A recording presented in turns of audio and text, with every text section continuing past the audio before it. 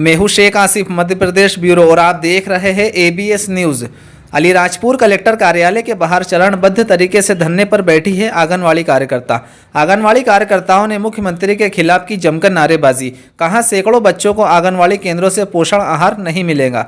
जिले के सभी 2228 आंगनवाड़ी केंद्रों में 6 दिनों तक ताले जड़े रहेंगे।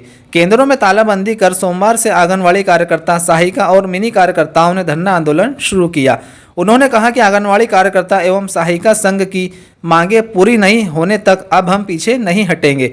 6 दिन के प्रदर्शन के दौरान महिला एवं बाल विकास विभाग का कोई भी कार्य कार्यकर्ताओं के द्वारा नहीं किया जाएगा। धरना आंदोलन कार्यकर्ताओं, सहायिकाओं और मिनी कार्यकर्ताओं के अलीराजपुर कलेक्टर ऑफिस के बाहर आंगनवाड़ी कार्यकर्ता एवं सहायिका संघ, भारतीय मजदूर संघ आंगनवाड़ी कार्यकर्ताओं एवं सहायिकाओं की निम्नलिखित जायज मांगों को लेकर संघर्ष कर रहा है। उनका कहना है कि कई मांगों को पूरा किए जाने को लेकर प्रदेश सरकार के द्वारा आश्वासन दिया गया, बावजूद आज तक मांगों को पूरा नहीं किया गया।